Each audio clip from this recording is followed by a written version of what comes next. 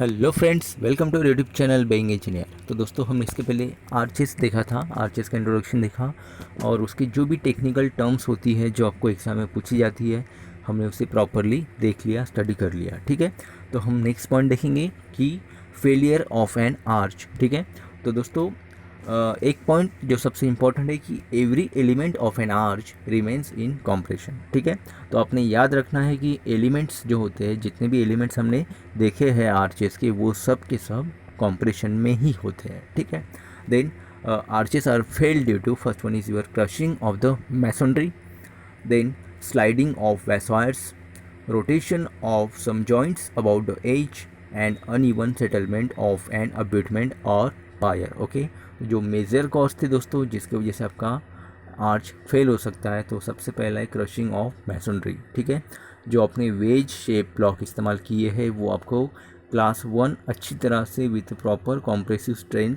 Testing ही इस्तेमाल करने हैं। ठीक है, देन स्लाइडिंग ऑफ वैसवायर्स, अगर आपने वैसवायर्स प्लेस करते वक्त में किसी भी तरह का डिसमेंटल होता है, किसी भी तरह से अगर उनके शेप में डिफ़ॉल्ट आता है, तो दोस्तों आपका लोड ट्रांसफ़र फिनोमिना जो हमने देखा था कि थ्रूली होता है, रेडियली होता है। ठीक है, तो इसमें थोड़ी गड़बड़ आ सकती है और आपका लोड ट्रांसफ़र अच्छे से नहीं होगा, तो ये भी फेलियर का एक रीज़न है।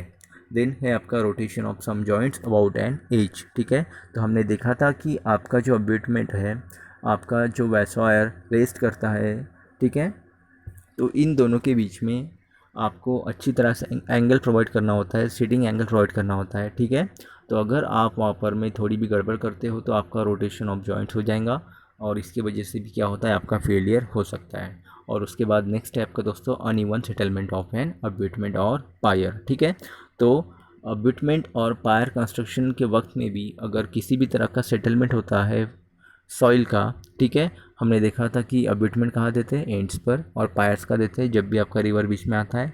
तो अपनी इंटरमीडिएट जो सपोर्ट देते हैं अब आर्चेस के लिए होता है आपका पायर। ठीक है, तो आपकी जो ज़मीन है, अगर ज़मीन आपकी अच्छी तरह से सेटल नहीं हुई है, एक्स्ट्रा सेटल नहीं हुई है, तो उसकी वजह से भी क्या होता है, आपके आर्चेस में फेलियर आ सकता है। ठीक है दोस्तों, ये आपका फेलियर थे।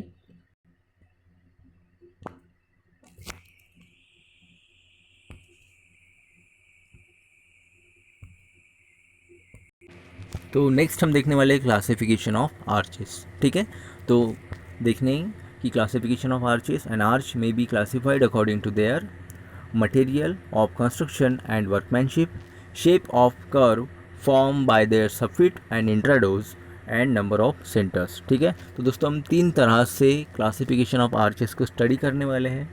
फर्स्ट वन है आपका material of construction and workmanship पर, तो नेक्स्ट है आपका shape of curve form by their soffit and इंट्राडोस।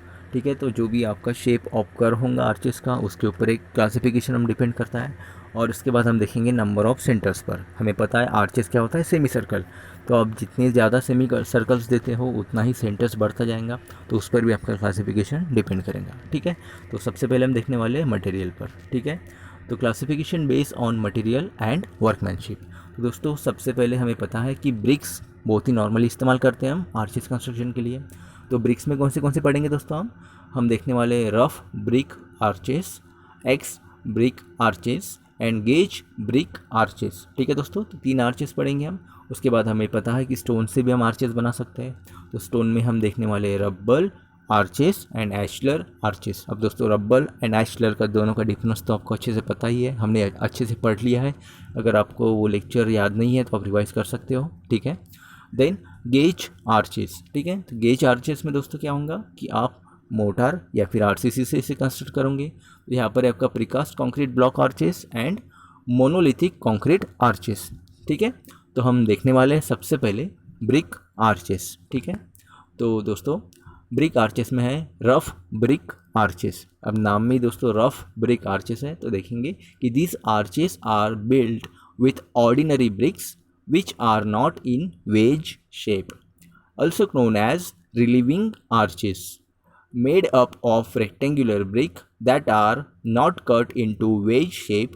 Curvature are obtained by mortar। ठीक है दोस्तों, तो हमें पता है कि एक रेक्टेंगुलर ब्रिक में क्या होता है, रेक्टेंगुलर ब्रिक आपकी जो नॉर्मल ब्रिक होती है रेक्टेंगल शेप में होती है, लेकिन हमें आर्चेस के लिए क्या होता है दोस्तों, आपको पर्टिकुलर वेज शेप क्या चाहिए होती है, वेज शेप वैसॉइड्स चाहिए होता है, वेज शेप ब्लॉक बनाना होता है, जिससे आपका प्रॉपर ब्रिक कंस्ट्रक्शन से आप आर्च बना सकते हो, शेप मिलता है आपको उस तरह से। लेकिन क्या होगा दोस्तों कि अगर आप इस तरह से रेक्टेंगुलर ब्लॉक्स के साथ में कंस्ट्रक्ट करोगे तो आपको जो हॉलो मिलते हैं, जो ब्रिक के जो गैप्स होते हैं, यह आपको इस्तेमाल करना होता है मोटार। और आप जो भी सर्कुलर शेप देते हो इससे आप टोटली डिपेंड करोगे वर्कमैनशिप पर और मोटार पर, ठीक है। और एक बात ये कि ये आपको ज़्यादा स्ट्रेंथ प्रोवाइड नहीं करती है, ठीक है। यहाँ पर हम अच्छी क्वालिटी की ब्रिक इस्तेमाल नहीं करते हैं और ये सिर्फ लोड रिलीविंग के लिए होता है, ठीक है। ये प्रॉपर आर्चेस का फंक्शनिंग नहीं कर पाती है अच्छी तरह से, ठीक है। तो ये सिर्फ आपको एस्थेटिकली दिखावे के लिए आप इसे बना सकते हो, ठीक है। तो नेक्स्ट है हमारा axe brick arches, okay. Axe brick arches, the bricks are cut to wedge shape, joints of arches are of uniform thickness, it is not dressed finely so it does not give much attractive appearance, ठीक है दोस्तों। तो यहाँ पर difference क्या है कि यहाँ पर आप प्रॉपर वेज शेप ब्रिक्स का इस्तेमाल करते हो, ठीक है।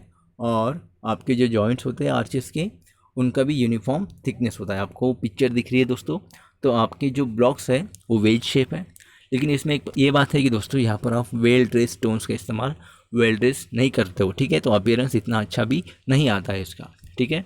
तो हमने रफ ब्रिक आर्चेस देखा, इसकी भी फ़ोटो देख लीजिए, ठीक है। यहाँ पर हमने नॉर्मल रेक्टेंगुलर ब्रिक्स का इस्तेमाल किया और एक्स ब्रिक में हमने एक प्रॉपर वेज शेप का इस्तेमाल किया, लेकिन वो यूनिफॉर्म थिकनेस की जॉइंट्स देती है लेकिन इतना अच्छा लुक नहीं देती है, ठीक है। देन नेक्स्ट है हमारा गेज ब्रिक आर्चेस, ठीक है दोस्तों। It is accurately prepared to wedge shape, it is specially shape bricks known as rubber bricks are use, okay. The lime putty is use for binding the bricks. तो दोस्तों gauge brick arches में क्या होगा कि जो defects आ रहे थे, जो भी कमियां थी हमारी एक्स ब्रिक में, ये सबसे पहले वो वेज शेप है। नेक्स्ट है हमारा कि आपको एक यूनिफॉर्म थिकनेस का जॉइंट मिलता है।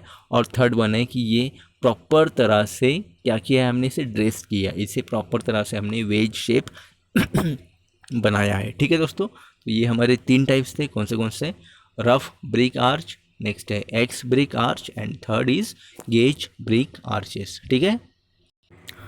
ठीक है दोस्तों, तो हम अब नेक्स्ट क्लासिफिकेशन पे मुड़ने वाले हैं जो था आपका बेस्ड ऑन स्टोन, ओके। तो मटेरियल क्लासिफिकेशन में हमने ब्रिक्स का देख लिया, अब हमने देखना है कि जो भी आर्चेस बनी होती है स्टोन के साथ में। तो 2 क्लासिफिकेशन है दोस्तों, कौन से एक रब्बल आर्चेस एंड एशलर आर्चेस, ठीक है।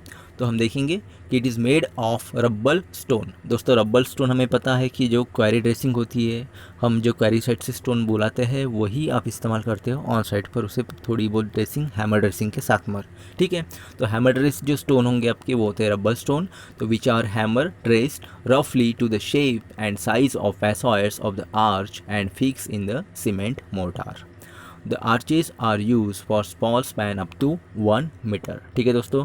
तो ये एक रब्बल ड्रेस स्टोन का इस्तेमाल करके बनाया जाता है। तो यहाँ पर आपको अच्छी तरह से आर्च एक्शन अवेलेबल नहीं होती है, इसलिए आप इसे अप टू 1 मीटर स्पैन तक इस्तेमाल करते हो। कौन सा? Rubble arches. नेक्स्ट है दोस्तों एशलर आर्चेस, ठीक है। आपको फोटो भी दिख रही है कि the stones are cut to proper shape of voussoirs and are fully dressed properly joint with the cement और lime. The voussoirs made of full thickness of the arches, ठीक है। तो यहाँ पर आपने properly well dress wedge shape stones का इस्तेमाल कर एक अच्छी आर्च बनाते हो और यहाँ पर आपका लोड ट्रांसफ़र भी अच्छी तरह से हो जाता है दोस्तों, ठीक है। और आपको अच्छे जॉइंट्स के थिकनेस मिलते हैं और एस्थेटिकली भी काफ़ी अच्छी दिखती है, ठीक है। अब दोस्तों थर्ड था हमारा on the basis of your material is precast, ठीक है। जो भी कंक्रीट बेसिस पर आप बनाते हो, तो फर्स्ट है हमारा प्रीकास्ट कंक्रीट ब्लॉक आर्चेस, ठीक है दोस्तों। तो it is use for small openings in the building. The voussoirs in the form of cement concrete blocks are prepared in the special moulds. तो generally the concrete blocks are use without reinforcement, ठीक है दोस्तों। तो यहाँ पर आप जब भी कोई स्मॉल स्पैन आपको इस्तेमाल करना है आर्च बिल्डिंग में, तो आप प्रीकास्ट का इस्तेमाल कर सकते हो। वैसॉयर आपका जो बनता है वो सीमेंट कंक्रीट ब्लॉक से बनता है। एक स्पेशल मोल्ड में आप कंक्रीट को प्लेस करते हो और उससे क्या करते हो, आप वैसॉयर्स कंस्ट्रक्ट कर लेते हो। आपको दिख रहा होगा दोस्तों आर्च बनी हुई है, बस आप इसे सेंट्रल पे जॉइंट करने वाले हो, ओके। और ये ब्लॉक्स को आप विदाउट रेनफोर्समेंट ही इस्तेमाल करते हो, ठीक है। यहाँ पर आपको रेनफोर्समेंट देने की ज़रूरत नहीं है। नेक्स्ट है हमारा मोनोलिथिक कंक्रीट आर्चेस। तो दोस्तों काफ़ी फेमस स्ट्रक्चर आपको दिख रहा होगा कि यहाँ पर जो आर्चेस बनी है, इन आर्चेस का टाइप अभी आपको पता चल गया, ठीक है। अगर आपको कोई पूछता है कि ये आर्चेस किस टाइप में आती है तो आप बता सकते हो it is monolithic concrete arches, ठीक है। The constructed from the cast in situ concrete either plain or reinforced depending upon the span and magnitude of loading. It is quite suitable for large span up to 3 meter. The curing is done in 2 to 4 weeks. Okay, तो दोस्तों monolithic concrete arches जो होती है हमारी, हम इन सिटू उसे concrete में place करते हैं, कास्ट करते हैं, ठीक है। इसमें रेनफोर्समेंट दी होती है depending upon the span and the magnitude of the loading, और ये आप 3 मीटर तक दे सकते हो, और इसका क्यूरिंग आपको 2 से 4 वीक्स के लिए देना होता है दोस्तों। नेक्स्ट हमें देखना है, अब ये जो स्ट्रक्चर है ये उस वक्त में जो बनाया गया था, ठीक है। तो ये काफ़ी अच्छा स्ट्रक्चर बना हुआ है, और इसकी इन्फॉर्मेशन दोस्तों हिस्टोरिकली आप पता कर सकते हो कि इस आर्चेस का कंस्ट्रक्शन किस तरह से किया है, ठीक है। उस पर भी हम एक नया वीडियो लेक्चर ला सकते हैं। अगर आपकी डिमांड है तो मुझे कमेंट करके ज़रूर बताइएगा। हिस्टोरिकल मॉन्यूमेंट्स का जो कंस्ट्रक्शन हुआ है उस वक्त में किस तरह से हुआ है और किस इंजीनियरिंग टेक्निक्स के साथ में उसे कंस्ट्रक्ट किया गया है, तो उनकी स्पेशलिटी क्या थी, तो हम उस पर भी लेक्चर बना सकते हैं अगर आप मुझे कमेंट करते हो, ठीक है। थैंक यू दोस्तों। अब नेक्स्ट है हमारा classification according to shape. Okay, तो हमने पहला क्लासिफिकेशन देखा था on the basis of material. तो दोस्तों नेक्स्ट है हमारा क्लासिफिकेशन अकॉर्डिंग टू शेप। तो flat arch, segmental arch, semi circular arch, relieving arch and Dutch और फ्रेंच आर्च, ठीक है दोस्तों। तो फर्स्ट वन है आपका फ्लैट आर्च। जिस तरह से आपको नाम दिख रहा है उसी तरह से आर्च भी दिख रही है दोस्तों, कि it is act as a lintel when it's provided over the opening. The joints are radiated to centre and it is used only for light loads only. It is span up to 1.5 metre, ठीक है दोस्तों। तो ये act करती है as a lintel when it is provided over the opening. इसके joints जो है रेडिएट करते हैं टू द सेंटर, ठीक है। आपको दिख रहा है दोस्तों ये जो जॉइंट्स है एक सेंटर पर जाके क्या करते हैं, मीट करते हैं, okay. And it is use for light load up to span of 1.5 metre. Next है दोस्तों आपका segmental arch. Okay, the segmental in shape and provided over the opening. The joints radiate from a centre of arch which lies below the springing line. It is provided over lintel, ठीक है दोस्तों। तो जो segment होती है ये आपके दो अलग अलग सर्कल के साथ में बनी होती है, ठीक है। आपने टेम्पल्स में भी देखा होगा दोस्तों, आपको सेगमेंटल आर्च देखने मिल जाएंगी, ओके। और हमें पता है कि जो हमारी स्प्रिंजिंग लाइन होती है, नॉर्मल आर्च की जो स्प्रिंजिंग लाइन होती है, ठीक है, तो जो भी आपके जॉइंट्स होते हैं दोस्तों, इनका सेंटर जो होता है लाई करता है कहाँ पर, स्प्रिंजिंग लाइन पर। लेकिन सेगमेंटल आर्च पे क्या होता है कि सेगमेंटल आर्च पे आपका जो स्प्रिंजिंग लाइन है उसके नीचे सेंटर लाई करता है, क्योंकि यहाँ पर दो अलग अलग सर्कल से क्या बनी होती है, आर्च बनी होती है, ठीक है। तो यहाँ पर आपका जो सेंटर होता है दोस्तों, जो भी आपके जॉइंट्स रेडिएट करेंगे वो मीट करते हैं at the centre below the springing line, ठीक है। अब नेक्स्ट है semi circular arch. Okay, the shape of the curve given to the arch of it is semi circular. The centre of the arch lies on the springing line, ठीक है। तो जिस तरह मैंने आपको बताया था दोस्तों इसके पहले कि आपकी जब एक ही सर्कल से आपकी आर्च बनी है, ठीक है, एक सर्कल के साथ में, ठीक है, आपका सेमी सर्कल से एक आर्च बनी है, तो इसकी जो स्प्रिंजिंग लाइन होती है, इस स्प्रिंजिंग लाइन पर ही उसका सेंटर होता है, ठीक है। तो क्या होता है कि जो भी जॉइंट्स है आपके वो उस सेंटर पर ही मीट करेंगे, okay. This is your semi circular arch. Then आपको कुछ और पिक्स दिख रही है सेमी सर्कुलर आर्च के। देन दोस्तों रिलीविंग आर्च, ठीक है, when the wooden lintel is provided over the wider opening, a brick relieving arch is constructed above the lintel, they relieving the load of masonry over lintel, ठीक है।